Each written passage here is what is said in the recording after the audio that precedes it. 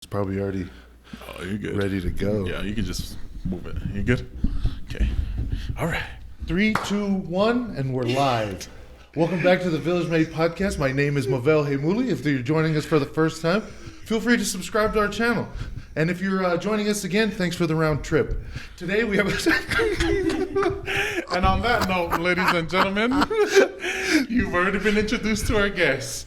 Let me go ahead and first apologize. I just ruined that. Today's episode is not going to be what you think it is. First of all, there's been enough of Lala's story, on Prolific Roots. So let me just give a shout out to Prolific Roots, to Sweet Media by Jing. Go ahead and check out Lala's story on there. What we're going to do today is a little different because that's just what we do. Not just kidding. But we'll go ahead and we'll just get into the first part of it, which is the culture part, and the second part, which is usually what they, what our guests do and what they're up to. But today we're going to go ahead and try to get canceled. Yeah, we're going to try and get canceled. No, just All kidding. the touchy subjects today. All right, but let's just get into this. First of all, thanks for coming, appreciate the time. We've been kind of scheduling this, and then one thing or another, G-Unit's got me one time, and then we had to reschedule on that one, and so it's just all kinds of craziness. That was like a year ago. Yeah. It's been a while. This has been in the making for a while. Yeah. The first one, you had to go to the hospital. Yeah. You had like some, I don't know, malaria MRSA. or something, MRSA. Then the reschedule. And I literally just came from work. I just got done working all day. I just came straight over here. I jammed over here because I had to be here. This is the one I wanted to be. I even got the Village Made merch. Look at that, This isn't even available to you guys yet. I don't know, maybe, but we'll see. Not yet. First drops. Check it out on C4Designs.com. New merch alert. All right. We'll let you know when it drops. Shout out to the sponsors, AV Build Utah and C4. Yeah. But I guess, Lala, let's just get into this with your name. Who named you and the meaning of your last name and names? Yeah, so I have a couple names. My mom is pretty much the one who named me. So my aunt, this is random side story. Who? Aunt or no, a different? No, my mom is the father. Oh, okay. But my mom's younger sister, Charlie, dude, she wanted to name me Riley. Riley. I don't know. I don't think I would have ascended to the heights I've accomplished now if my name was Riley. Life, right? Yeah. No, but my full name is Siausi, New Lala, Wilston, Losiale, Kava, Ellsworth. Siausi is my grandma is a Toki. So I have my Uncle George, his name is Siausi Toki. That's where my first name comes from. So, but nobody even knows my first name is Siausi. Nobody knows. A lot of people don't even know I'm Tongan, but anyway, so Siausi, that's from my uncle Siausi Toki. That's where that name comes from. And then New Lala comes from a name from the New Lala I'm named after. He's a Kulu. They're from the same village that my mom and my grandma and them all are from in Kolomotua. That's where my mom's from. So they're from the same village, and that's where they grew up. And it's funny, the stake president of like the wards and stuff over there, he's a Kulu. He saw me, and this is years and years. This is in 2005, 15 years after I was born. He saw me in church, and he said, "New Lala?" I was like, I don't know who this guy was. I'd never seen him before. And I was like, "Yeah, how do you know my name?" And he said, "You're named after my dad."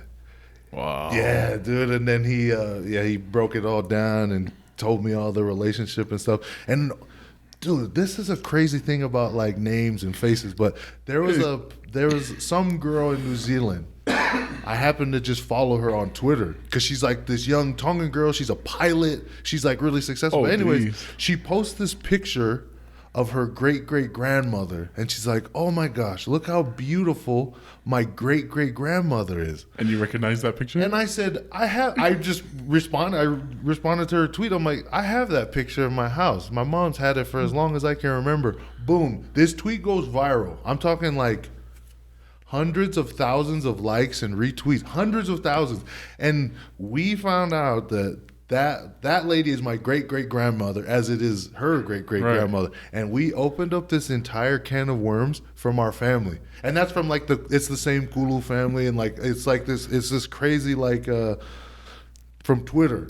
a Twitter post that Right. went viral because it was this beautiful young Tongan woman, and it was her great great grandmother, and it ended up being a bunch of our then great halfway great around the world grandmothers. is in your living room. And they're all from like New That Zealand same and pictures, Australia. But yeah, that's it was crazy. Like I had to screenshot everything because I was like, this is beautiful. This is like what Netflix movies are based on. You know, like people finding their family all halfway across the world. Yeah. Yeah. But anyway, that's New Lala. New Lala. And then Wilston, you're gonna laugh at this. Wilston. Wilston is from William and Stanley. Patty and Will. Yeah. My mom named me after William and Stanley, which is two of my cousins, and I was like, okay, that's great. And then I'm like, wait, they were 5 and 3, or like, you know, they were. How did they? Yeah, how do I have their names? And they would have been like only a few. They were toddlers, and I'm like, great, you gave me a name of 2 toddlers combined, Wilston. To William and Stanley. So I was like, That's all right. interesting. That's what I said. And then and then the last part of is Losiale Kava Ellsworth. Losiale Kava is in every single person in our family. Right. We all have Losiale Kava in our name. So Kava is my mom's maiden name, and then Losiale is actually my grandpa's name. And I don't know if this was just him being like I don't know, just kind of showing ownership of all his children. But he put his name in all of his children's name, and then without even missing a beat, all of our parents named named us kids, and then we all have Losiale Kava in our name, and then even my children. Everyone, so pretty much everyone from my grandpa, they have the name Losiale Kava in their name. So my kids and everybody has the name, but that's my grandpa's name and my mom's maiden name. So that's in there. And then my last name is Ellsworth because my mom got remarried. So my biological dad, I never met him before. Okay. I still don't know him. But I was raised by a Balangi guy, a white guy. His last name was Ellsworth. But he was like, world's best dad. There's no void for me to fill. Like, oh, I need to go find my biological. I need to find my real dad. He was my real dad. That's why my last name is Ellsworth. I've never bothered to change it. I've never had any desire to be like, you know, some people, if they have a white last name, they feel less Polynesian. Right. And I'm like, man, I made this name Polynesian, man. Like, people say the name Ellsworth, they're like, oh, like they associate it with Tongans and tattooing. And there's actually a Samoan family with the last name Ellsworth too. But I'm not related to them. Oh, but they're good friends of mine. But yeah, Ellsworth. That's from my dad. He's a rancher, farmer from Idaho. He was like a very successful. He sold his ranch a long time ago, so he had, you know, good amount of money, and he went to yeah, dude, he had that guap, man. Yeah. He had that Gucci Man stacks like this, you know. But he would, after he sold his ranch and he was set for life pretty much, and so he started frequently going to Hawaii, and that's where he met my mom when she was working at PCC. Oh wow. Yeah. So then, you know, my mom. Later, and this is like years later, she had me and my sister, and then they ended up getting married, and then they moved us here to Utah. And that's like how the journey of me going back and forth to Hawaii started, is because I had ties in both places. But yeah, shout out to my dad, gave me the last name Ellsworth. That's how I get approved for all my loans. Exactly, my name white on paper, man. And I know you mentioned that your mom was at PCC. Do you know her story, her migration story from the islands? Literally for my grandma and my they're big into like education and stuff, and that was the way out. Yeah. You know, like that was your ticket out. So they ended up migrating to Hawaii for school. She started doing school and everything, and doing PCC, and it was cool because she kept a journal. Oh wow! Yeah, so like it was cool. Like I found a bunch of her journals and read some of it. A lot of it's written in Tongan, so it's hard for me to like figure it out. But it was a lot of cool stuff, a lot of pictures. My mom took pictures of everything when she was younger. We have bins and bins and bins of just pictures of everything she documented. But yeah, she worked at PCC for a little bit, and then she ended up she dropped out of school, and it was like. And I always ask her, like, why'd you stop going to school? Why'd you stop doing this? And at the time, her brothers were going to school, and they were pursuing big stuff, Like my Uncle Robert, he was in law school. My Uncle David, he was military. He was in the Marines. And so Dang. she like, I don't know if this is like Tongan women at its finest, but she was like, and she's like the fahu, but she kind of like bossed up and was like, you guys go to school. And she We went to can't support afford them. this. Yeah, we Yeah. can't afford it. But if I stop going to school and I go work, I can help you guys finish this and then go here and accomplish all these different things. And so my mom definitely took a hard back seat just to see her siblings do well. Even her younger sister.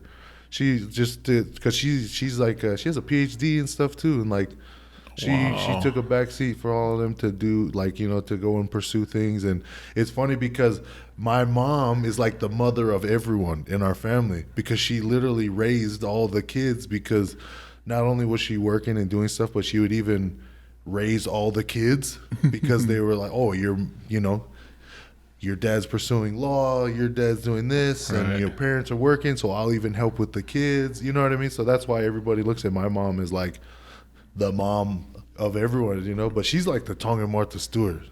She cooks everything. She makes Yep. everything. She makes wedding cakes, wedding dresses. She caters the whole wedding. She does all, like, dude, she does so many things. She's like the most talented woman I know. I literally coined her as the Tongan Martha Stewart.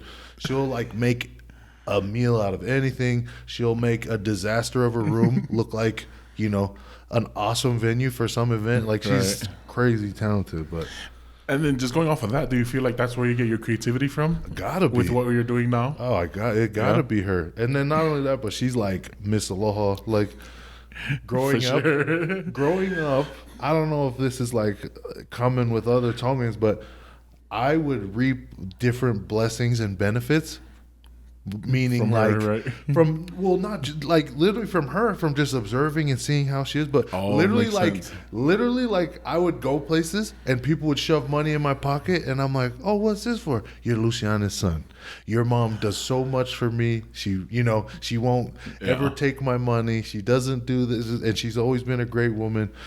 You know, bam, little $100 bill in my pocket. Oh, I go here and somebody's like, oh, here, let me do this, let me do this. You're Luciana's son. You don't need to do that. You know, you sit down, you let, you know. Right. So like that's like, it was weird. It was almost like this weird royalty feeling, because my mom was such a like, she was like a staple in her community and in her friends and her people, that she took good care of so many people. It trickled down to me. And even my kids, people see my That's kids and they're crazy. like, "Oh, that's Luciana's grandkids." That's, you know. So she was creative. She was social. She was, but just no one could say a bad thing about her. And so, and everywhere we went, we couldn't go anywhere without her having to talk to somebody for an hour, because everyone loved her. Everyone wanted to, you know, do something for her or take care of her or do something. And she was always the one taking care of everybody else. And so I think I absorbed all that from her, because she's amazing. Yeah. I don't know how she does. Even now, she's getting old and she's running all day, no sleep. She'll come home 4 a.m. from some wedding or something, and I'm like, "Oh, you're gonna go to sleep?" And she said, "No, I gotta make some guava cakes for someone's baptism tomorrow." I'm like, "Oh my gosh!" Dang. But yeah, she's creativity, her everything. I kind of just absorbed all of that for sure from her. Yeah, just even when I was working at PCS, you know, she was there. Oh, yeah. Everyone loved her, you know. Yeah, dude, But she take care, man. Yeah, she take care exactly. for real. just, you know, just watching her there, and then when she went into night shift, you know, she worked yeah. overnights, and her hustle, you know, just inspires me, because Dude. she's just on the go, just like you're talking about. Dude, she's a gangster. I don't know how she did it. And then she had to raise me. You know what I mean? I'm a solid piece of shit. Oh, sorry. No, I'm trying not to swear this episone. Hey, do what you gotta do, you Right know. on. Yeah, just But- because my sentence have seasoning on them, you know. don't run away if I swear, guys. You're gonna miss out on all the jewels. Right. Yeah. And I guess where were you born and raised? I guess Yeah. Utah. So And then you. born in Hawaii, Castle Hospital. Oh, okay. Yeah, and then I lived there. We stayed there for a while, and then we moved to Utah, but like northern Utah. I Was it grew like up Brigham City or something? Brigham City. Yeah. Brigham City. I grew up there and stayed there for a long time. And while I stayed there, my dad is from Idaho, so we would like just frequently make that drive to Idaho and go visit their family. That's why people are always like oddly impressed with my knowledge of like white people shit. They're like, how do you know so much about horses? How do you know so much about cuts of beef? And like, just weird like farming things and like all this weird stuff. And I was like, people were like, oh, my dad's white. I listened to Johnny Cash and stuff when I was little, man. But he, I got an awesome. I was like, I'm Polynesian, obviously, but I was indulged into this other culture of like white people. And it was dope. Like, I was just like, man, all my uncles on my dad's side of the family, they drive big semi-trucks. And they were farmers, but, like, very successful farmers. Like, they owned fleets of semi-trucks and huge warehouses and buildings full of equipment and tools. And, like, they're like the business side of farming where they're dirty farmers. Like, you know what I mean? But they drive, like, super badass trucks and they go on extravagant vacations and you know what I mean, just because they make so much money farming. And I didn't know it was like that. I didn't understand like the that whole side of what farming really is. The farming I grew to know was like uta, taro, coconut trees, going barefoot and like kaki manioka and stuff and like do all that. That was like the farming that I came to know. But I was just like, all my dad's family, they have machines to do this stuff. I'm over here pulling this out the ground with my bare hands. Come on. No, but so I grew up in Brigham City and then Idaho. I got to experience that a lot. And I always did the back and forth to Hawaii because that's where all my mom's families, all my mom's siblings were from or grew up at, because everybody's from Tonga. But we would always frequent back and forth, and then eventually I was getting in so much trouble here in Utah that my mom sent me to Tonga for a little bit, and then even that didn't work out, so I ended up just coming back. And I was, for some reason, my auntie was like, just bring him, let him stay over here. So my mom has a few siblings that live in like, North Shore area. And so I just stayed over there, and they were like kind of hard on me because they kind of saw that like, hey, you have all the makings to be a solid piece of shit. We are going to be a little bit harder on you. We're going to have the conversations your mom didn't have with you, maybe be mean to you and like really like toughen you up because I was going to be a failure. I was going to be, I was going to be one of those guys, sitting outside of the store collecting change so I could go buy a 40 or something. That's where my trajectory was heading if I wasn't, on the right track. So luckily I figured it all out. But Hawaii and Utah has become like, that's like the only two places that are home for me. Yeah. And then just going off of that, when you were, I feel like it's a skill, right? To learn how to adapt to the situations that you're in. So when you're here in Utah, like adapting to the white people. Yeah. And then when you went to Hawaii, like learning how to adapt to the Kanaks, you know what I mean? And learning to adapt to the like Polynesian-ness. So that's what's so funny about me is that what was that for you? That's what I still think is funny because like people always joke around that like when I'm mixing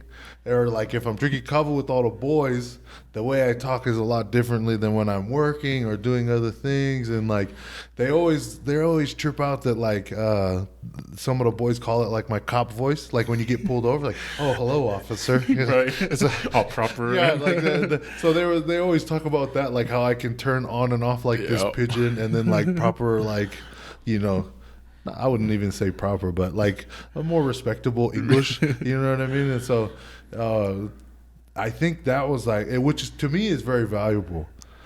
I'm like respected among all the people who I respect, but then like it's kind of cool that like people from Hawaii that don't know I'm from there, and then they trip out that like I get pretty mocked, dude, when I'm around all the Hawaii boys and stuff. And they're like, whoa, where did this guy come from? And then people from here in the mainland, they're like very impressed because not only am I like very rugged and like I'm kind of rough around the edges, I got long hair and a lot of tattoos and I look kind of scary.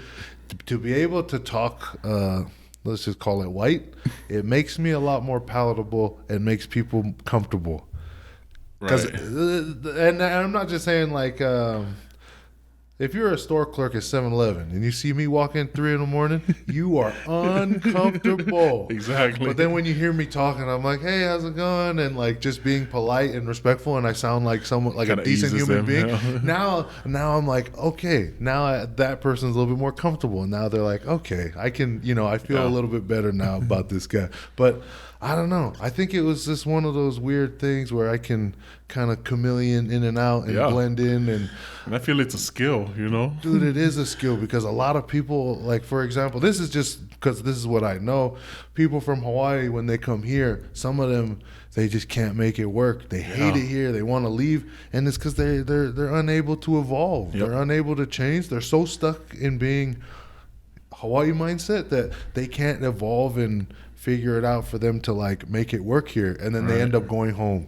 And then the same thing with like people from Utah. They go to Hawaii and they can't evolve. They can't shape shift and figure out a way to make it work, so they can end up coming back. But I guess I have this weird chameleon like tactic of like I can make it work anywhere. I can make it just happen here, there, or wherever. But dang, that's cool. And then because the sacrifice that your mom's made. Yeah. Not only moving here to the States, but also because she like dropped out of school or dropped out of working. I mean, at PCC just so she can provide for her siblings and herself. With the person that you've become and who you are today, do you think she'd be proud of the sacrifice that she made? Oh yeah, she like dude, I think so. For her, in her. I think I had to, so in my this is like a weird thing when it comes to Tongan parents, because the Tongans I feel are very conservative and very humble, right? And they want to do things the way that they think works, like school, hard work, get a good job. So when my mom saw that I made a living out of tattooing, which was like something she didn't like from the get, but she's like, you made a living out of this. You support yourself and, our family and other people from something that you did as a hobby. And and she respects it so much. And it was hard for her. It was a hard pill for her to swallow in the beginning because that's not what she expected. Yeah. But she knows that I think with her sacrifice was like, I think the juice was worth the squeeze. In her eyes, because now she's ready to go back and live in Tonga. She's ready to retire, and she's like, "Yeah, I'm gonna go back." And I'm like, "You worked 30 years in America, 30-some years in America, and you made it. You made it. You this was the American dream, and now you want to go back?" And she's like, "Yeah, I did it already. I made everything I wanted to happen, which was."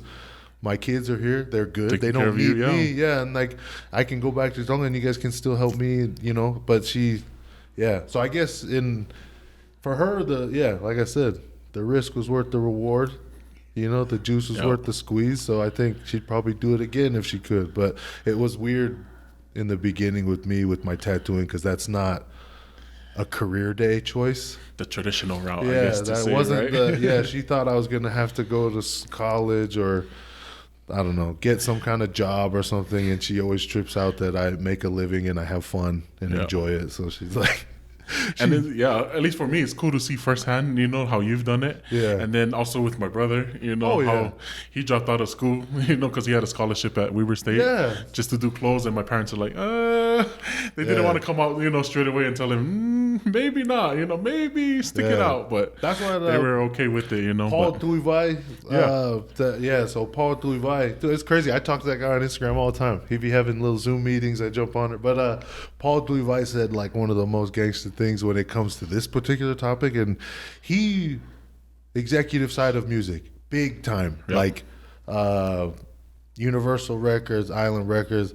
He was responsible for every big name on the radio now. Some of the names that came out, like, really, dude, he had a hand in all of them, but anyways, he was very successful, very, very successful. But he basically talked about him.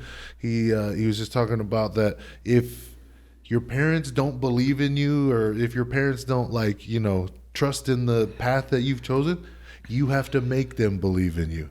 You have to convince them why it's important to you and why you're going to make it work. And that's what he did. He where his parents were like wondering like, how are you going to live? How are you going to do it? And it wasn't that they didn't believe in him necessarily. It's just that he had to convince them that this is, you know, I can His do path, it. yeah. Yeah. So I think that's why, in my case with my mom and my family, I'm pretty sure they were worried about me doing it. But now that I've showed them Right. what I can do and that I'm successful at it, they're like, okay, we're convinced. You did good. I mean, at least for me, at least from what I see, just like those long hours that you're putting in, even if it didn't work out, the hustle is still there, right? Oh, like good. your parents or your mom taught you how to hustle, and so Oh, yeah. it didn't matter what you would have gotten into, you're still gonna have that work ethic, Dude, right? I tell people that if I didn't have tattooing, I'd be doing something else. And just be as successful there, right? Yeah, I think I swear, even when this whole COVID-19 thing happened, the whole pandemic thing happened, and everybody's worried about their job, and everybody's worried about, you know, what's going to happen. And I feel bad, dude. A lot of people, some people was hurting from it. And Right. and I literally wasn't worried at all, because I'm like, I'm going to keep tattooing. I'm going to make a way no matter what. And if tattooing don't work, I'll find another way. Yep. My back is strong. I'll go back to construction, you know. I'll go back to pushing the shovel, you know. I'll go back to I literally, even now, every day I'm just like, if I'm not tattooing, I'll be good at whatever I want. It's just Exactly. that I liked tattooing the most. All But right. yeah, I don't think is that arrogant to like, if I don't think I can fail. I don't know. So, or this is just my perception, or my perspective. I don't think it's arrogant, because as Polynesians in our culture, we're taught not to boast about ourselves, right? Yeah. Or not to brag about ourselves. And so once we have that confidence, it's looked down on. I'll be like, oh, this guy is bringing attention to himself. I don't know. That's just my perspective, but for me, I think that's a skill. I wouldn't say that in front of a crowd of people, but if I'm on a podcast, Right. I would just say, I'm not that worried about, you know. If I lost my hands and I couldn't tattoo, I'll find a way. I'll figure it out. Yeah. Yeah. Dang, that's cool. But man, let's get into this real part now, you Sure. know. Well, just starting off with COVID, well, you just mentioned that, and just any thoughts? I mean, so basically what we're going to do is just talk about current events and just whatever's happening in the news right now. And so the biggest thing is COVID, and what are your thoughts? And obviously you just kind of mentioned about like people losing their jobs, and so just go off with that. And what are your thoughts? So when it's kind of hard to talk about it, because I tweeted something that was kind of insensitive, and man, Twitter came for me. Oh, jeez. Oh, dude, Twitter came for me, because I was saying something about COVID-19 and how I didn't necessarily think it was real. Mm-hmm. Like, I know you can get sick. I know you can get a flu, and I don't know. I just feel like the numbers got fudged everywhere. But like, and it's being documented now, right? Yeah. Now they're finding out. They're finding out. Yeah. They're finding out like 99% recovery rate. It's actually over 99. It's 99 point like something, Right. and the point keeps going up every day. So it's literally like a normal flu. And then, you know, they say if you're under the age of 24, you're more likely to get struck by lightning twice than get COVID-19. And then there's just a bunch of different things with the whole COVID-19, and a lot of it, I'm like a weird conspiracy theorist, but I do believe it's a real sickness. I do believe people can get sick, and people die from being sick all the time. Right. People that are like passing away from getting COVID-19, everyone's so concerned about it, like, oh, COVID-19, it took this life, and I'm like, people will die eventually, and people die every day. But I think people went into this year thinking we're going to have 0 deaths. Absolutely no one will die. No one will die this year. And then when people started, passing away from COVID-19, or supposedly being COVID-19, then everybody was like, oh my gosh, this is the end of the world. But I think there's too much stuff that we don't know about, and we're not in control of how we get that information. Exactly. Even the TV we watch, the paper that we read, the internet, Facebook, all this stuff. There's gatekeepers that control all of that. On top of that, they can let us know. Whatever we know, it's what they wanted us to know, because they can powers that are higher than us control all of that, and so Right. I feel like you get sick. People get sick all the time. You can get over it, but do you need to shut down the entire world over it? Do you need to like make hundreds and thousands of people lose jobs and people lose small businesses, and even big businesses are crumbling under it? And I don't know. I think you can be careful, but at some rate, they said there was like some way that they measured, and they were talking about whatever the deaths of COVID-19 would be, what they estimated. They said that would triple if this kept continuing, from high suicide rates, domestic violence, even just crime, all that stuff going. Because I mean, poverty will, you know, a hungry dog, man, a hungry dog got to eat. You know, some people are gonna. In some cities, it's already getting bad, but I do believe it's a real disease. I just don't think that we're getting the information we're supposed to get. Right, and just going off of like people finding the cure, right? Yeah. I don't know if you've seen going on social media talking about this hydrochloroquine. Yeah. What are your thoughts on that? And like, I guess they're removing those videos off of social media. That's what's suspicious about everything. But the thing is like the stuff I want to say, somebody's gonna isolate that little clip and post that up, and bam, I'm canceled. Lala's very insensitive to the nature of like COVID-19 and people are dying, and I'm like, I know people are dying, but I don't know, man. I just say if there is a cure for it, I'm sure they already had it, and I just think that I don't know. I think I know, but I hate. I don't want to talk about it. I don't know if we can talk about it, man. I don't know if I'm ready to get canceled yet. Well, just going off of what you're talking about, this is my 2 cents. With lay it on us, man. No, just people who are already passing away because of heart failure, because of kidney problems. And then because they mark it off as COVID-19? But I feel like They confirm that that's been happening. Yeah. So the people who already have pre-existing conditions, they're going to die. You know what I mean? And they're dying at a higher rate or a more alarming rate than COVID. But they want to isolate it to COVID, or they want to shine the light on COVID. The thing, the hospitals, they incentivize hospitals by giving them government grants and saying that if someone at your hospital dies from COVID-19, there's more government money for. And like from what I hear, it's like $39,000 for one death. And so because hospitals, they're not like this great, cozy, warm, fuzzy place inside of our hearts where good things always happen. No, they're privately owned. Yeah, they're Those are privately owned businesses. They're trying to make money. People, it's all about the bottom line. You wonder why they kick you out because you don't have insurance, because they're not making money off you. But I guess, I don't know. To me, I feel like if they could leverage a way to get more money, which is, hey, this guy that died from a bullet wound, he said he couldn't breathe, so we wrote him down as COVID-19.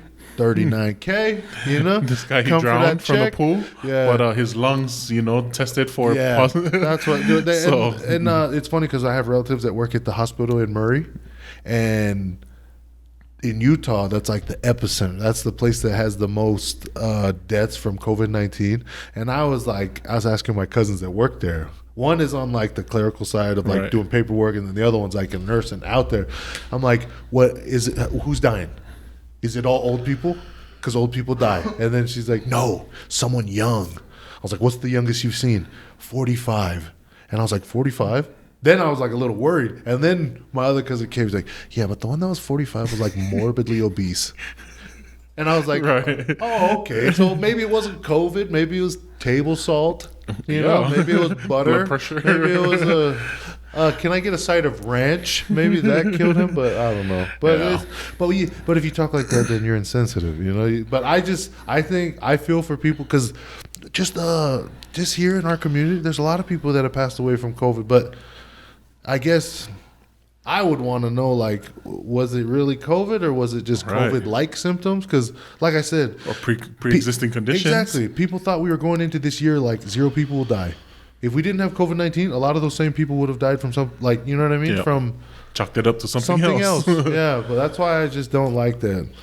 They keep us in the dark. We don't know. But like I said, with me, I got to keep working. I got to keep I got to keep moving. If everything shuts down, I'll figure out a way to keep working or do something. But the way they shut everything down, I don't know if that was right. And if they're not going to come up with a vaccine, then it kind of has to pass through all of humanity. Everybody just kind of has to get it, Build antibodies. That's why I don't think I think I got something like it in like December or January or something. Because I, All right, yeah, even us too. yeah, I want to say February was I like must have early January. Yeah, I must have gotten it and developed the antibodies to not get it or something. But Yeah, who knows? and so Utah's also, you're talking about the epicenter in Murray, you know, for The highest Utah. deaths for COVID in Utah. Also in Utah, Polynesians with COVID. I was talking about this, dude. Do you believe that, or do you believe it's like other, like, I don't know. What are your thoughts on that? Let me tell you right now, Polynesian people, we're not the healthiest people out there. So just to begin with, right? We don't have the best eating habits. And but so I saw this because this was happening in California too. But they were saying how densely populated like Polynesians are in those like numbers when it comes to COVID deaths, and they said Polynesians are like top of the list. You know, which is crazy because our numbers like per capita aren't that high, right? But our numbers in COVID are crazy. And if let's just say every single one of those deaths in our Polynesian community, let's say they were justified COVID, that it was COVID. I'll tell you the reason why it happened. Polynesians respect our parents and our elders, but we probably don't respect the government and authority when they said, don't gather in large groups, cancel all the, but us, we're like, oh, but our wedding, the 21st birthday. We have a funeral. You know, we have this, we have all these different traditions and rituals that are very sacred to us when really they're not that sacred. We just want to be social. We're just social people. So let's just keep having these social things. Dude, I was scared. My mom was at a birthday party and they said it was like in Rose Park or Glendale, and it was like there's a breakout there. A huge breakout. Wow. And it was man, I remember it was right before Mother's Day. So for Mother's Day, I gave my mom her gift and like gave her a weird side hug because I was like, yeah, and if you got the Rona, I don't want it. But I don't know. I just don't think Polynesians don't respect authority when they say, you know, we'll respect our parents. If our grandparents tell us something, we'll do it to the T. But if the Surgeon General comes and says, hey, don't gather in large groups, wear masks, we're like, we're pretty defiant. Like, nah, that's for white people. That's for Polynesians. That's for white people. We don't need to do that. But I also feel like because we're so rooted in the church, right? Yeah. If the prophet don't tell me, or if Jesus don't tell me, I'm gonna be fine because Jesus got my back. Nah, you know? dude, I don't know, man. I think that's probably what it is too. But I think, but culture and also, you know, religion, I guess. But no, I think, but like I feel like with Polynesians, I feel like our numbers is always bad. Like, dude, just from the time, I don't know. I want to say like just in the last 10 years. So many people I know have passed away, like of my own friends and stuff. Right. And we didn't have COVID-19 those other years, but the places that Polynesians live, some of us live in like poverty-stricken areas, gang-infested areas, and like all these people are dying from getting killed and, you know, all these different things. Right. No, all in the last 10 years, a lot of my people that I've been losing, health. It's not at the hand of another person. It's not a gunshot wound. It's not none of this. It's health. Right. I think we're not very healthy to begin with. And so, I don't know. The numbers with Polynesians and COVID, I believe it. Yeah, we can get it, but I don't know if it's as accurate as we think. And I think everyone's going into it assuming that we're of like perfect bill of health. Right. Nothing will harm us. And then they're like, look at all the numbers. But it's sad though, because I see, dude, there's people like in our ward. We had a couple people already, like 5 just in our ward, you know. But yeah, I feel bad. Like, I don't know. I mean, I can't do anything to stop it, but I do other things to try and be healthy. That's for sure. If it's not the Rona, man, it might be mayonnaise, man. Everything's killing us. Hey, what do you think of this mandate to, you know, wearing face masks and all these people who are, you know, whether it's right or wrong, they're like, no, you can't tell me what to do. You know like, who Sean Whalen is? No. Sean Whalen, it's funny. He's like a Gary Vee, but he's from Utah. He's a local Utahn. The thing that's crazy about him, he made a post a while back, and he says, is this about health or is this about compliance? So he basically made the comparison of, is this really for our benefit to be healthy, or do they just want to see if we'll do what they tell us? That's what he was saying. He's like, you know, the man, the nameless, faceless figure that runs the world. Do they just want to see if they can control us? If they, you know what I'm saying? Like or does it lead to a bigger conspiracy theory? You know what I mean? Or like whatever the vaccination is for COVID, I don't want it. And I don't want it. I don't know if you've been noticing too. Bill Gates been getting slack for because he's coming in and talking about the vaccination and like I don't know. People are going for him. Yeah, I don't trust nobody that talks like Kermit the Frog. Bill Gates was sitting there talking about whose show is it? Bill Maher. Somebody he's sitting there talking about how people were accusing him of some people think you manufactured this disease and you're waiting for it to get bad enough so that you can capitalize and make money on the cure. Vaccination, and he's just like, no, I would never do anything of that nature. I don't think something like that could ever. I'm like, I don't know. I want to see him get it. Yeah. And then like the mask thing.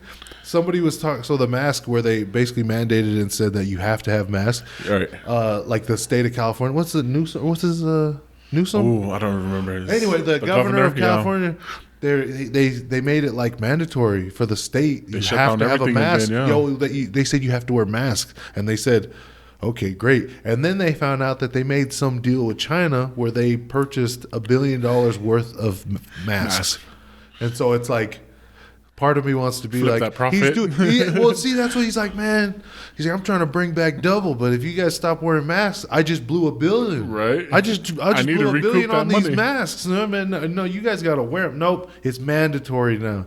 So, who knows? The people in power, I don't trust. That's why I don't watch the news. I stay informed enough for what affects my day-to-day life, but I have like a good habit of staying happy and being in a good mood all the time. Yeah. And when I watch stuff like that, it doesn't put me in a good mood.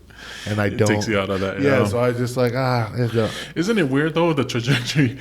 Just thinking of just like how 2020 started. Everybody's like, this is the year, And then February hit. Next thing you know, it's Corona. And then after Corona, Black Lives Matter. Dude, and then from Black Lives Matter to like this pedophilia going on, like, dude, 2020 what the heck is going on? Catfished us, man. Right? I want to know who didn't party hard enough on New Year's Eve. What made us deserve this year? What did we do in 2019 that warranted this type of year?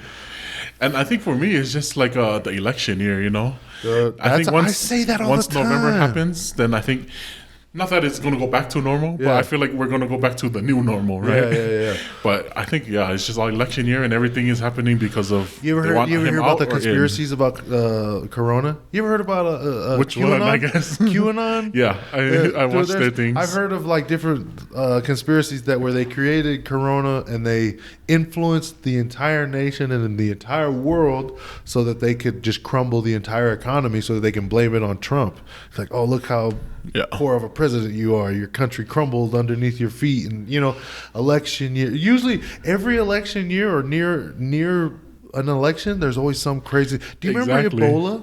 Yeah. Do you remember when Ebola was the biggest threat to humanity? And then all of a sudden, the election passed and no one ever heard of it again. There's no thought again. Yeah, it was like, oh, whatever happened to Ebola? That was the biggest threat to humanity. We were going to die from it. Now it's gone. Same thing with, what was the swine flu and SARS, all that stuff. All these things happened and they were just gone. And they were the biggest threat to, human existence. And all of a sudden they were gone. And so...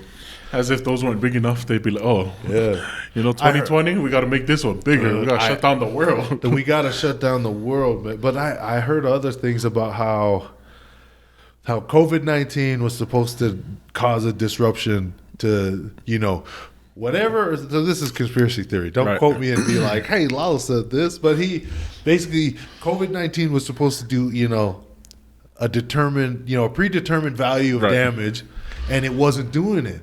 So then that was like how the whole like George Floyd thing, the Black and all Lives these, Matter, Breonna Taylor, all these different people, that stuff, they started pushing that agenda because it was like, we need this country to crumble faster. They pushed that on this and pretty much turned the whole nation against itself. Yeah. And then now that's kind of like,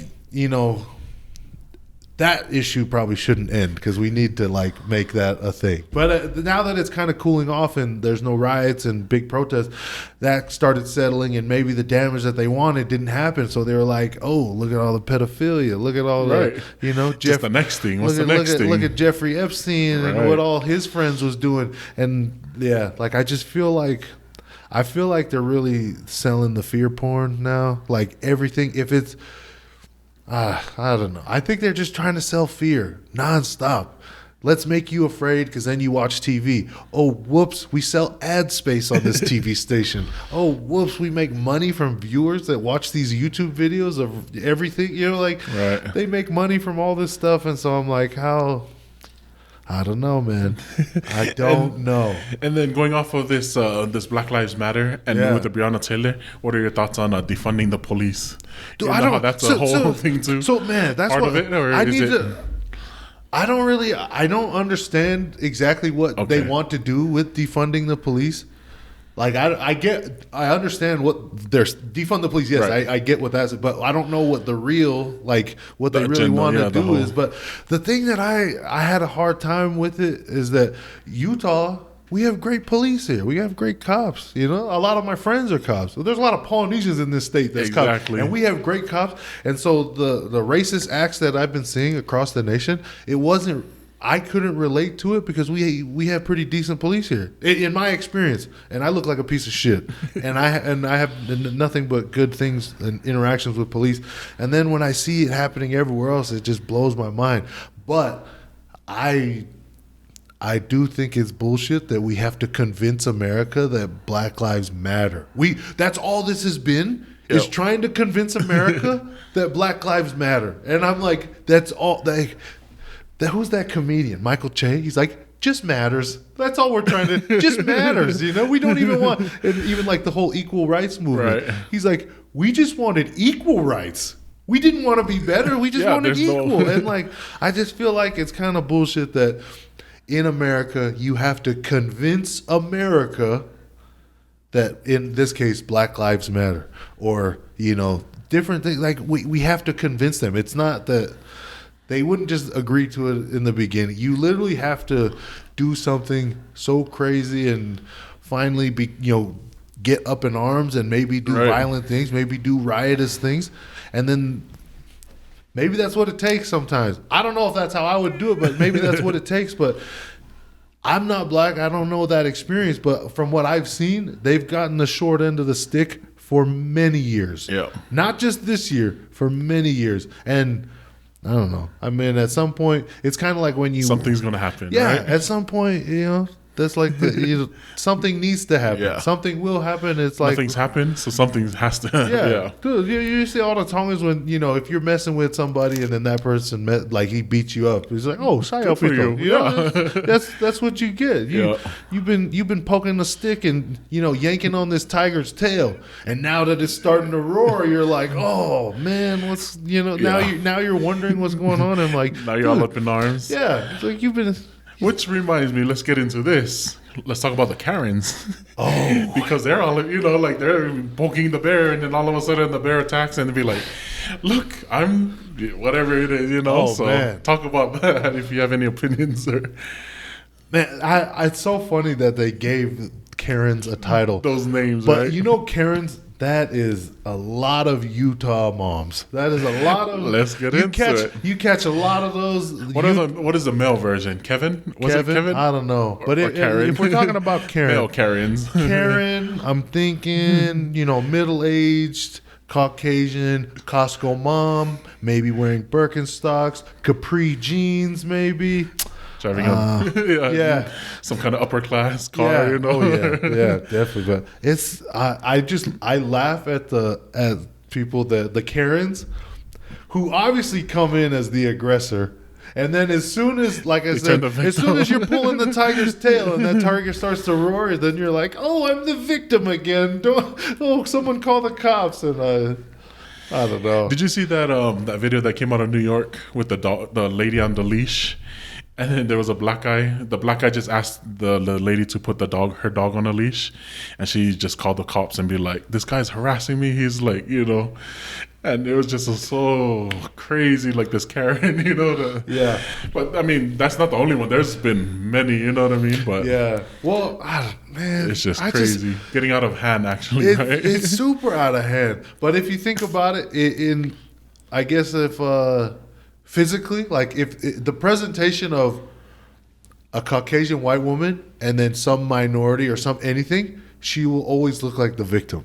Oh, for You sure. know what I mean? Yeah. She's always gonna look like, oh, look what those bad men did to me. Look what they. So I don't know. I think in my case, because my physical appearance, I'm pretty big, and like I don't ever get spicy around a Karen. I don't ever get crazy because it's easy for them to say that guy yelled at me, that guy pushed me, that guy did something, and because they're a small white lady, you know, they could play it off and be the victim because I look like the aggressor, but they don't. Yeah, but I'm glad Karens have a title though, just so that we can, you know, it's about time, they got a title. It's about time they got it, because those are the people who was writing a lot of strongly worded letters, complaining to customer service, asking for the manager. Those Karens, that's They're the Karen, ones complaining man. to the HOAs, Oh right? yeah, dude. You're not supposed to be with this kind of car outside of your house, or bro, starting it at like 10 in the morning. Dude, there's no Karens in my neighborhood. I'm every stereotype you can think of. I play my music too loud. I'm a barbecue late at night. All my cars have loud music and big rims, and but no Karens in my neighborhood. Everybody loves me. Nice. Well, I guess just bringing it closer to us in the Polynesian community. Yeah. Have you, because of, like you said, your appearance with tattoos, and loud cars and loud music, have you ever had maybe a run-in with police here, or like just being stereotyped, not maybe stereotyped, or be like, oh, this guy is actually dangerous. That's what's so funny is that I've never had, like, when I hear other people like complain about their experience of, maybe some kind of racial profiling from the police or maybe some unfair treatment or something, I've never really had that. And the people who complain about being discriminated against, they look a lot better than me. Right. You know what I mean? I'm like, and I've kind of determined that I'm like, I think just the way I carry myself and the way I act, I don't attract that kind of behavior. Like, a perfect example is one of my friends, he's from California. He said, man, these freaking cops were following me. They're following me and they're doing this, and when they pulled me over, they asked me for this, and they just.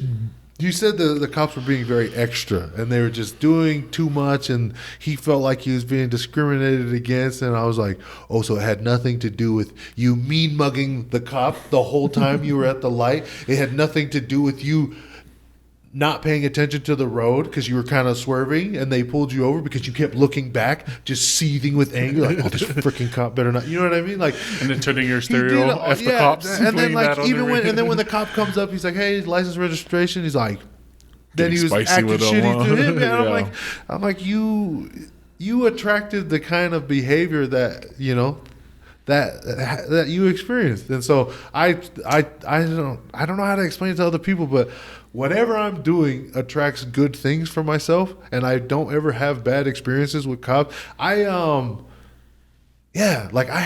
look like every stereotype of like a drug dealer.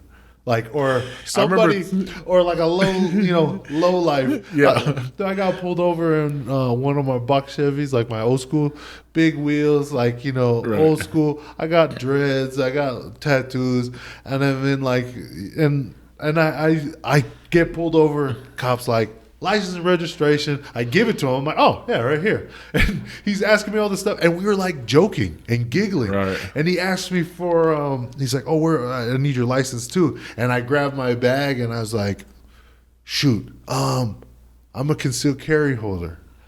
So I have a firearm in this bag, and I just tell him, I'm just like, hey, so few things. I'm in a old school car, big rims, loud music. I look how I look, right? And now he knows there's a gun in the car. Now factor in all those things, and so I said, "Hey, I'm gonna grab my driver's license, but it's in here, and there's a firearm in there." He looks at me and he's like, "Well, you keep yours where it's at. I'll keep mine where mine's at." And I was like, "All right, that's cool. That's all right." And I gave it to him, and I'm just like,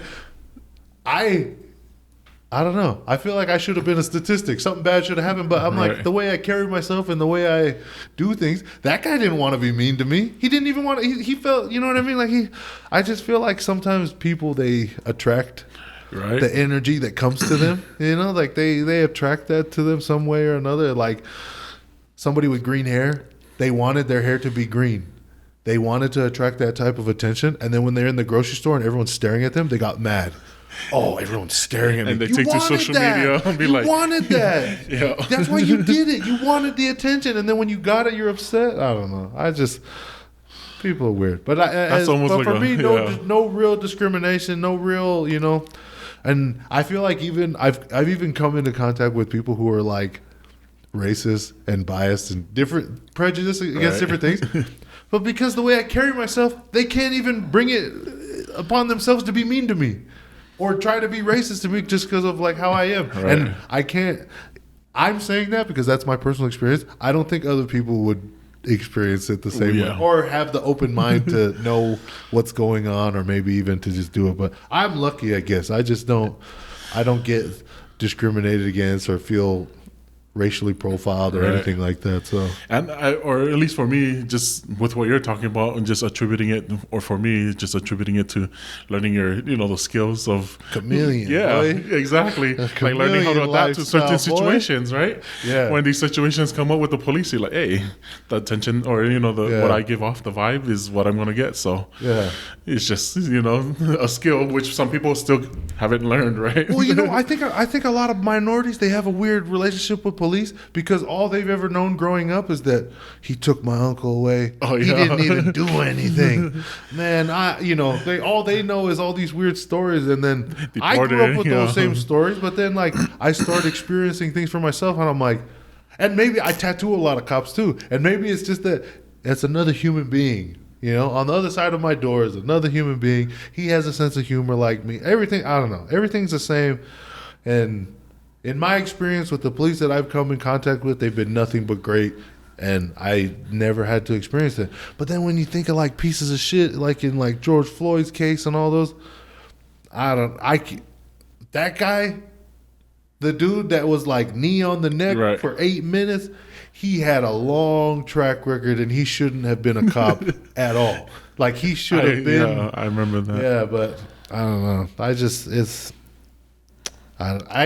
My personal experience, I've been good. Nothing but but then good, there is pieces of shit out there that do stuff like that, and who knows? Well, let's just talking about like being a chameleon, like learning how to adapt to different friends and different groups of friends. Yeah. Talk about your doing hood rat things with your friends. I see you do on social media a lot, and so whether it's Palangi people or whether it's Poly people, you're still doing. You know what I mean? Like You learn how to translate that over fun into your relationship, right? Yeah, fun doesn't have an ethnicity. A good time, being happy, enjoying yourself. That doesn't have it doesn't have an identity or an ethnicity. It is what it is. It's just fun, or it's just being happy. And so, I think everybody likes to do something, but I think I do immature things. Like people hit me up and they're like, "Oh my gosh, Lala, I know you're so busy. You're always doing this and this," and they ask me for something, and then I always laugh because the people that are always like, "Oh, I know you're important, doing something, and you're really busy," and then they see me put like firework mortars on an RC car and then drive it into the parking lot and it shoots up in the air. They see me do stuff like that, and I'm like, "Oh, maybe I'm not as busy as you think I am," But I don't know. No, it's like I said, I try to tune out things that make me unhappy or even just put me in like a weird funk. Like I don't a good way to live life though, right? Yeah, I just want to like no be matter happy. who you are, Yeah, whatever I do is very contagious to other people, and that's why the energy that I give off makes cops not uncomfortable, and maybe it makes them not racially profile me. Maybe it makes me have better experiences with all these different things. But I don't know. Like I literally, if I listen to music and it makes me feel like aggressive, like I want, like, you ever listen to Waka Flocka? No, that sounds really like fight music, dude. It's like gym music or something. Right. And like I listen to gym music in the gym, but like if I'm listening to a song and it makes me feel like aggressive like that, I'm like, oh, I don't want to feel like that. Yeah. I don't want to like drive around like I'm looking to shoot somebody. Right. Like change the song. Yeah. Maybe I'm listening to somebody talk and they're saying something that's kind of offensive, or maybe it's just making me not be in a good mood. I tune it out or turn it off, and I navigate my whole day and my everyday life to make sure only good things that are good for me are coming like my direction. So if somebody I don't like is nearby, I'll just kind of remove myself from them. I only hang out with people who are positive and doing similar things like me, and I don't want to be around people that complain a lot, Right. and maybe they're not doing it like people that do the same thing for years and years and years and they complain. I'm like, I don't want to be around that. I'm trying to make moves, dude. I'm trying to do big things. I can't.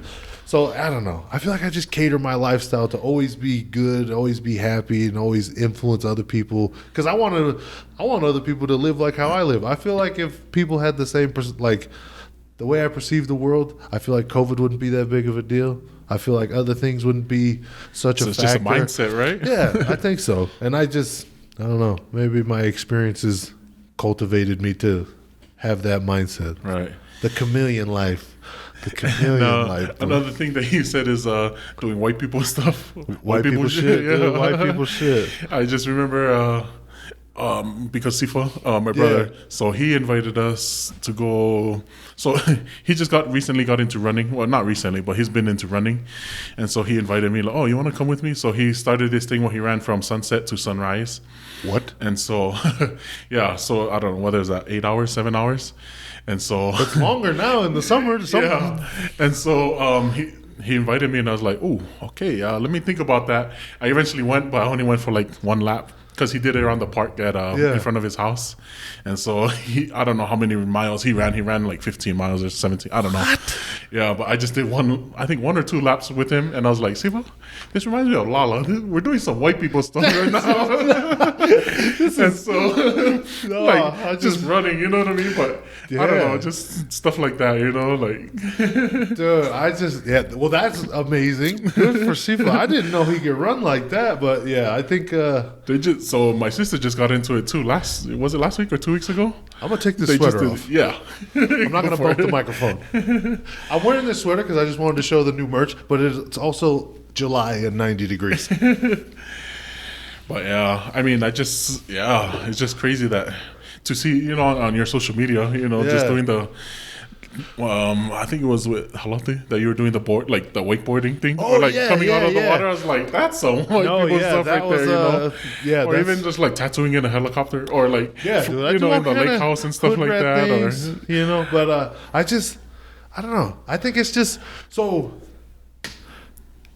I just like it. Yeah, I just enjoy it, and I think the only reason I started posting these things is because I feel like I want to share that fun little exciting moment for other people, just because, dude, I know some people, they'll like just have a bad day and then they'll see something that I put, like a stupid TikTok video or whatever, and they're like, oh man, that was funny, you know, and then they see me and they're like, he's always in a good mood, and he makes me feel happy being around him, and like that's kind of what I always wanted to do. But I just feel like it's hard to discriminate against somebody that's having a good time. You know, if you see somebody having a good time, you want to have a good time. Exactly. But I just started sharing it just because I thought it was funny and I thought it was cool to like maybe brighten somebody else's day. But I don't know. I try to tell people, especially when it comes to that like lifestyle I tell you about, like I just only things that are good for me, that's the stuff I'm like handpicking and making sure that it's in my life. Right. Everything I don't want,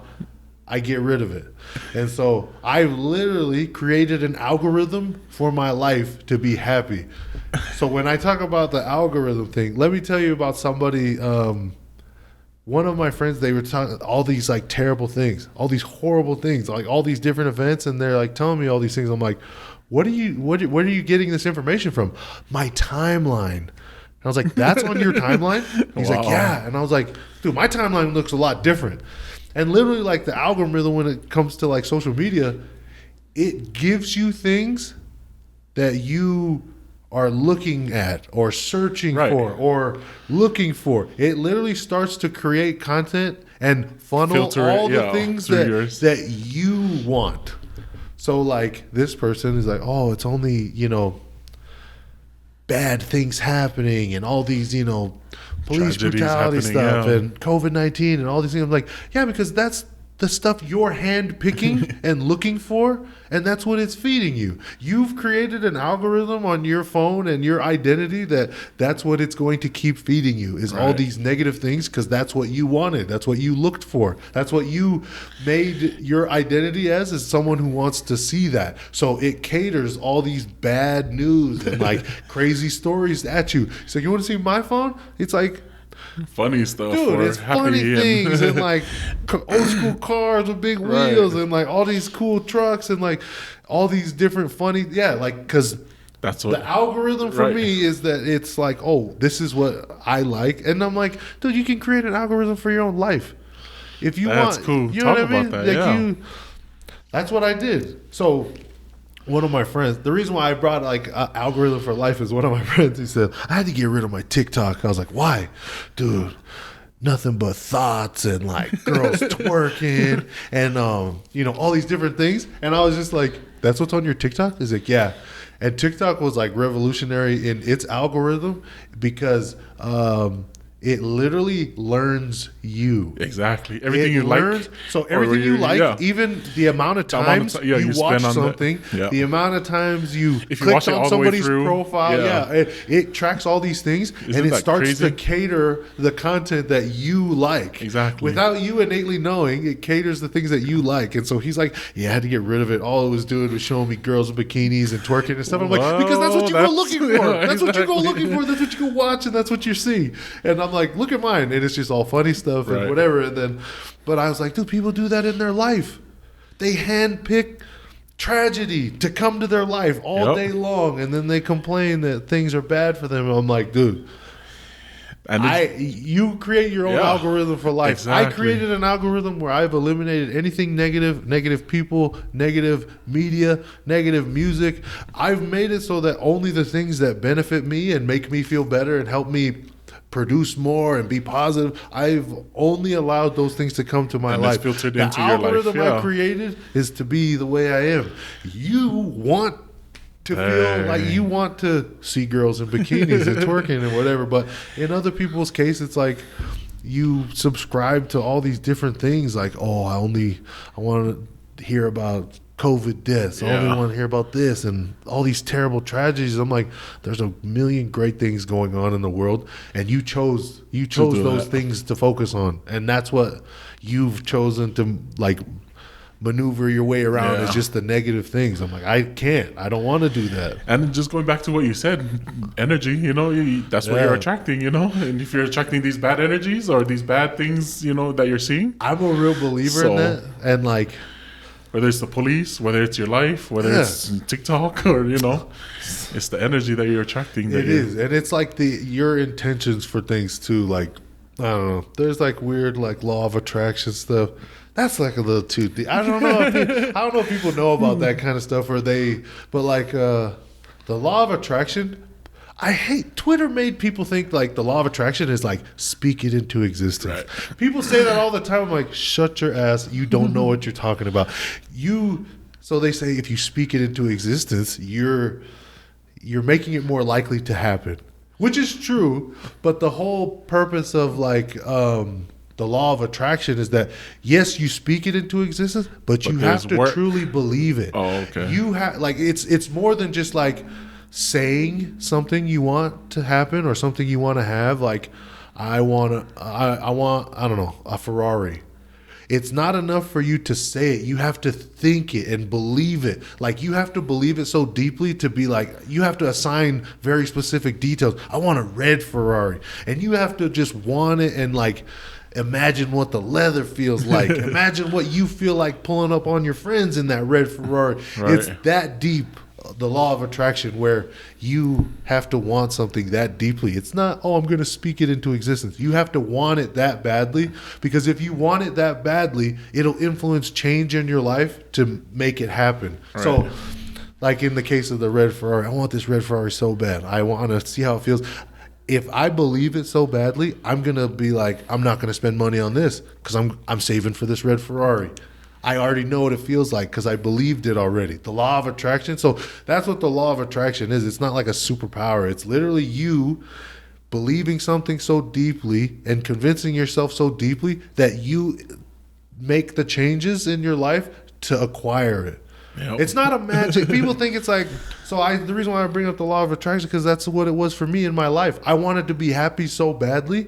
I believed it. I see what it looks like in my head, and I know what it looks like. I know what it smells like. I know what it feels like, and that's the only thing I want. And because I believed in that so deeply, that's why I'm able to just attract the things that I want, because it influences me, not just my thoughts, but my actions to only create happiness or get things that make me feel good. And so I don't know, that was like a long tangent. I like that though, people need to hear that. Yeah. I always crack up that like people always repost these little like snippets of like the interview I had with Jing or the prolific stuff, and like all these different like ideas or weird things that I know about, and I'm like, how do you guys not know about that? You guys are real grown-ups. Right. I'm out here doing hood rat things with my friends, and I know about these different things. Like, how do you guys not reading books and stuff? But yeah, I don't know, who knows? Like even just that 1/3 thing that I talked about on Jinx one, I was That's powerful. I thought everybody knew that. I thought everybody lived their life. Did you see how many like people reposted and it was just took off? I posted it on my Twitter. It's like hundreds of thousands. Yeah, and I was like, dang. I was like, how do you guys not know this stuff? I don't know. I just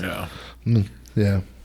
I guess for you, where do you get all these things? Do you read, or is it something you pick up from social media or sometimes talking, I guess? I'm sometimes it's social media, but really it's like I said, like I've catered my lifestyle and only look for and like seek after the things that I want for myself. And so like maybe I'll hear about something that I think is cool on a podcast, or maybe I'll see somebody talk about it in my favorite Netflix series or something. Okay. And then I'll go after it and I'll like do a deep dive. Even if it's like 3 a.m, sometimes I go down these rat holes. Like I'll hear something and I'm like, oh, I need to go to bed, but it's 3 a.m. And let's check Google. Right? Let's check Google. Let's check Wikipedia. Let's order this book. Let's find this video. And like, I don't know. If it's something I feel like is valuable to my life, I'll just get it. I'll just go after it. Cause I'm like, dude, little pieces of knowledge that are free have given me like the most like value, like even money-wise, like some of the little lessons that I've figured out or things that I've learned that cost me nothing have made me money or just added value to my lifestyle. And I'm like, and all I had to do was want it. Right. And then I just went after it and looked for it. But I don't know. I can't say I read everything. I can't say I get it from one place, because it's literally, I might see a bumper sticker and I'm like, oh, that's influencing me with something, so I'll go look it up. But yeah, I don't discriminate either. Like exactly. Knowledge and value can come from anything. Yeah. I've learned things from homeless dudes. I've learned things from like Karens. I've learned things from like weird people sitting next to me on the airplane. So like, I don't discriminate knowledge or value when it comes like, because it can come in any form. So I just whatever it is, I'll take it. Dang, man, I think I could just sit here and talk story all day, dude, about this. Is what our mixes is like, dude. Exactly. Our mixes is like a podcast, like a Joe Rogan podcast or something. We talk about all kind of crazy stuff. Just going off of that, it has to be the right people in the mixes, right? Yeah. Because some people are like downers with, like, if you come up with these kinds of topics and be like, man, really, we're talking about this? But they just want to talk about the gossip or want to talk about, That's funny, because a lot of the boys at the mix, like they always talk about how my verbiage and my vocabulary and how I'd be turning on this like white people talk, and they're just like, man, why you talking like white people? Like, this is how educated people talk. Don't say it's white people, because this is how educated people talk. He's like, who else talks like this? Rich people, people with money. This is how they talk. If that's how they talk, I want to talk like that, So when we're mixing and we talk about these different circles, things, right?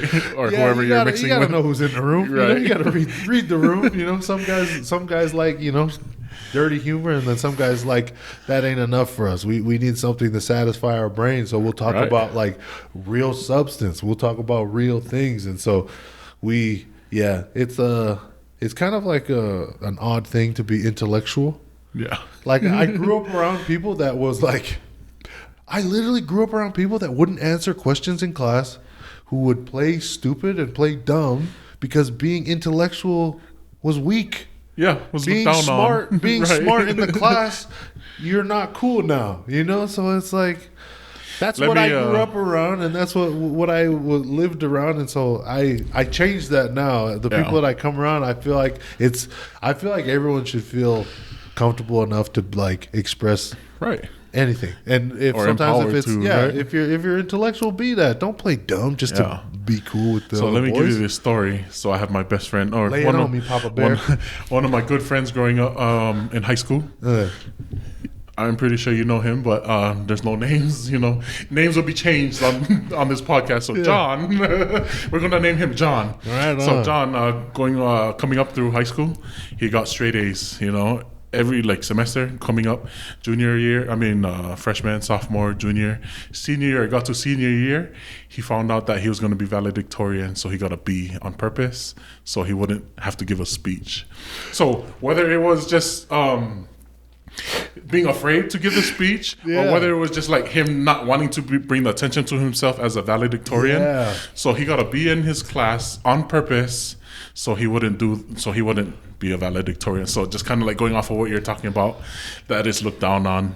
And I mean, for him, I just like, that's cool because he went on to college and he's continued straight A's in college as well. But I mean, you know, just the whole thing of looking down on someone that's like intellectual, you know, or educated. Yeah, no, that's like, man, I don't even know how to explain it, but it's kind of like the masculinity thing that I was talking about with Right. like, but for some reason we've given so much value to, I guess like masculinity, like literally we've given so much power to being like a big macho alpha male, and if you're not that, then you're probably not that cool. I grew up around people that had that same thinking, and then I liked certain movies. I liked certain, I don't know, different things about me made me weird or an outcast to them. And so I was like, but I'm not weird, you know? I just have like these unique interests or something. Exactly. But because I had those things, I was weird. Yeah. I was, you know, maybe I'm... And even just pursuing it, right? Yeah, Because I'm sure so- they had their personal they- interests, but they didn't pursue. all these things that made me weird and I was dumb and Look I at like... you now. Or, yeah. you know, it's just unique now. No, look at me now. No, but no, that's what, I just feel like it's people care so much about other people that they're like willing to dim their own light just to entertain them. And I'm like, so there's like certain circles of kava. I'm just gonna talk about kava. Go for it. one of the aunties was like, "Why do you guys drink kava the way we drink kava?" And it was like from day till night for days at a time, Right. and you know, and we would lose our jobs because we'd stay in mix. We would, and this is when I was young, like 19, 20.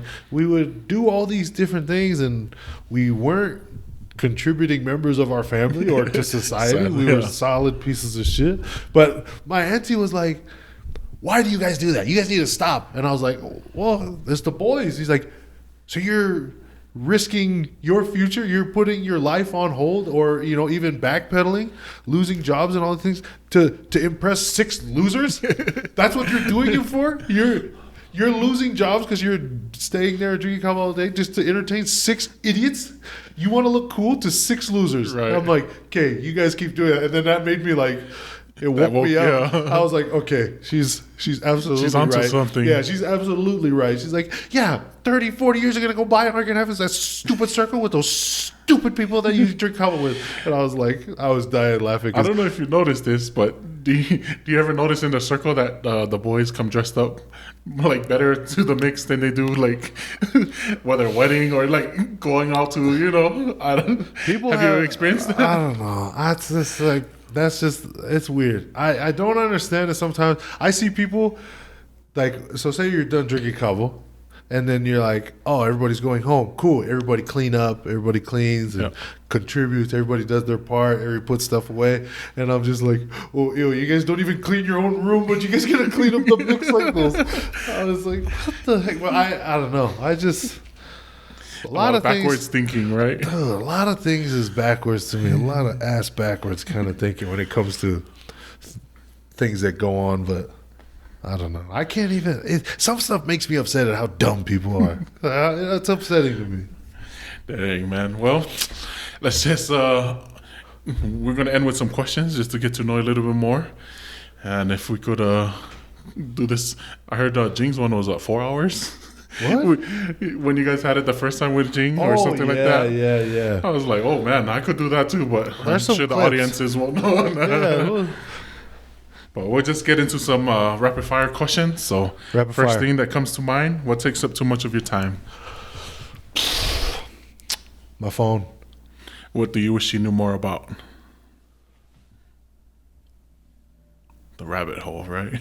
Man, no. I'll say I wish I knew more about my culture of not culture like the language, but like just why things are the way they are, why we do things now. Like, yeah, I'll say culture.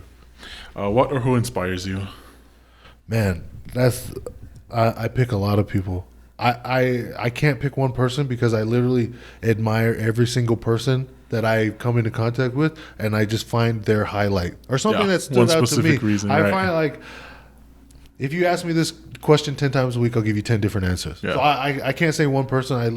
I'm spoiled with this knowledge of remembering important, great things from anyone who says it. So I have to just say everybody.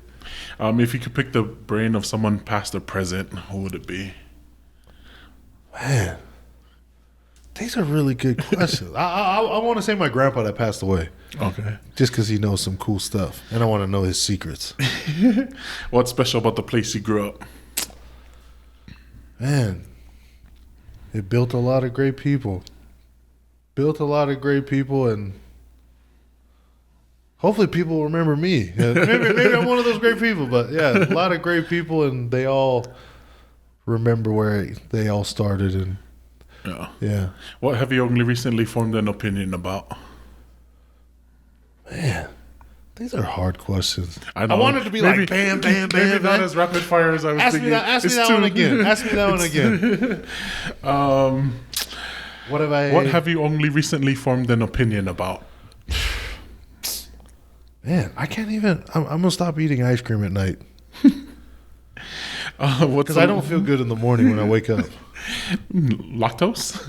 No. What's the luckiest thing that's happened to you? I found something I like doing, and I make money at it. What song will guarantee to make you dance? Probably something from Meg Thee Stallion. They call me Greg the Stallion. You know.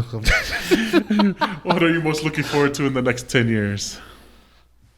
Man, I want to see how many people I can pull up with me. Here we go. Yeah. Sorry, let's not rapid fire anymore, but talk about that crabs in the bucket mentality. I think it's prevalent in our, whether it's culture or society or, I don't know, maybe it's just me or, the people that I don't know. I'll call it the culture, not Polynesian culture, but, or maybe just the culture of like the people that we're around. Yeah. But it would almost satisfy people more if we were all on, like, if we were all level. losers. It would satisfy more people if we all were just losers than if we let one person be great. And I don't understand it. Like, I agree. Me, I'm weird. I celebrate everybody's wins. Me too. But I agree. like other people I'm around, they rather see everybody lose than one person win. Because if everybody loses, then they're no better than the other guy, and they can all, but Right. As soon as you let one person win, or just a few people, then they feel like they didn't accomplish anything. They feel like less than. They feel like nothing. And instead of them, what it should do is inspire them to become better. But that's too hard. But what's Right. easier is to pull the other people back Exactly. down. So, yeah, it's upsetting to me that happens, that people would much rather see everybody be mediocre than let a few people win. Man, I like that. What could you give a 40-minute presentation on with no preparation? Tattooing, Yeah. but that's boring. I feel like everybody knew. How to eat a musubi. Ooh, The different you ways have 40 to do minutes? it. Oh, dude. You have content for that? I could split this up into different segments, not just not actual consumption, but even just the thought and theory behind it. Maybe Are you? Oh, let's get into this. This just might take forever to get through. run it up, man. Are you a spam on top kind of guy, or are you the spam in the middle of the rice? You know what? If I'm talking preference, Yeah. my personal preference, I think spam. Or is there a right way? I think Is there a wrong way? I think spam deserves to be on top. Okay. I feel like rice has had its day. Rice has been around for a long time. Now you want to steal the show and not even give the spam its presentation it deserves? Okay. That spam, man, the spam is I mean, the whole musubi is a great human being, but that spam on top is the prom dress. Okay. All right, that's what attracts them. You know, I like that. That's what that soy sauce with the brown sugar or whatever your sauce is. That's glistening on top. And it has to have sauce, right? Oh, you dude, cannot have. if I don't let That's me the wrong find out. way. Don't let me find out you making musubis with dry spam, with just spam, with Right. no sauce, no seasoning, no nothing. That's a Karen thing to do. That's a white person's musubi. That's a white person's that's a white The way they person's say potato it. salad, dude. No Right. seasoning, no nothing. Don't let me find out. If any of my friends do that, we're no longer friends. And okay, what about this? Is it wrong or right to put an egg on a musubi? Oh man, when you ever been to the hygienic store in Kahalua across the 7-Eleven? Yeah. That was the first place I had ever had somebody put egg on a musubi. They put it in between the spam and the rice, and they even had some furikake on the inside. Okay. And at that point, we're not talking about food to sustain you. That is art. That is Okay. something that needs to be in a museum. That needs to be in a shadow box displayed at the White House. That's culinary excellence, and like I said, that's art. And I hope, and I almost feel guilty eating it because it's so beautiful. ruining, yeah. Yeah, I'm like, dude, you just ate a Van Gogh. You know, you just The ate Picasso. an original Pollock. Right. You know, what are you doing? You just ate Rembrandt's, I don't know, painting. You're destroying something great. Man. You just took a bite out of the Sistine Chapel. You fucking simpleton, man. Egg, Dang. dude. I love to see the evolution of local food. Yeah. I'm seeing stuff getting deep fried that wasn't deep fried before. I'm seeing people adding sauce. Have you had that musubi deep fried? Dude, deep fried musubi, man. I love it. I love it. It was a missing element for sure. Because every part of the musubi is great. It's savory. Right. It's got the salt. You know, you bite right into it. But it's missing a crunch. It's missing the texture. You know, you deep fry that thing. Takes it to another level. It's another level for sure. That was, yeah. Man, there you go. Our 40-minute presentation on spam musubi. Oh, dude, don't get me started. What's something you think everyone should do at least once in their life? I think everybody should disconnect. Like, go on a trip or go somewhere, even just stay where you live. But get away from social media, put your phone down, don't listen, like just disconnect to reconnect, you know? Awesome. Yeah. When people come to you for help, what do they usually need help with?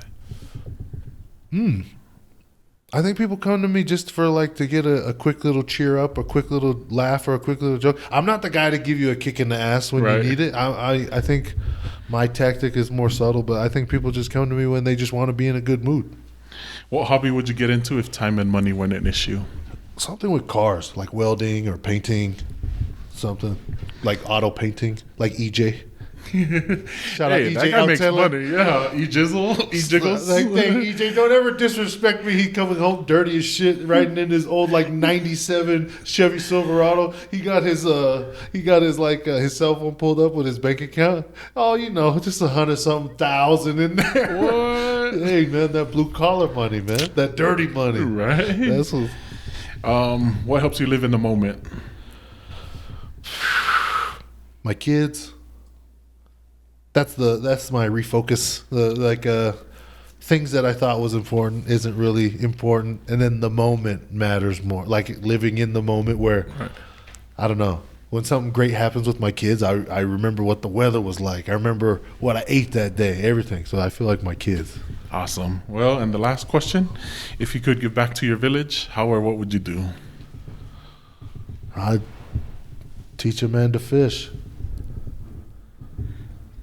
I like that. Yeah, like not literally teach them, but Right, you right. know what I mean. Teach them something or a skill that you. I don't want to show Right. you what I got. I want to show you how I got it. So, yeah. And show them Show them the water, yeah. Show the horse. Oh, Isn't yeah. that what the same kind of thing? Yeah, you can lead a horse Yeah, to water, there you but you can't make them drink. But no, yeah, I'd want to teach them something. Yeah. I don't want to show them money and cars and cool things. I don't want to show them now. I want to show them how I got it. That's more valuable, I think. So, yeah. Awesome. Well, thanks again for your time, man. Again, we could do this all night, but an hour and a half I think is good enough. We're all long enough, so Yeah, hopefully you guys are still watching, man. well, I think for me, I kind of like this because just the structure of my podcast have kind of followed this thing. Yeah. But because today was a little different, I'm like, hey, let's do the, you know what I mean? Like, I kind of enjoy doing a current event kind of thing, or speaking on something that's totally different. It's kind of redundant. Everybody's already. Right. Everybody, if you want to hear about my story, you can go find it somewhere else. Yeah. But, yeah. And then, give a shout out to like Prolific Roots and also for Sweet Media by Jing. So that's why we kind of switched it up tonight. Yeah, you want to go learn about my life, go watch those. Yeah. You want the hot takes? You want to see what's going on in my head right now? That's what this was. Amen. Well, thanks again for tuning in to another episode of the Village Made Podcast. See you later.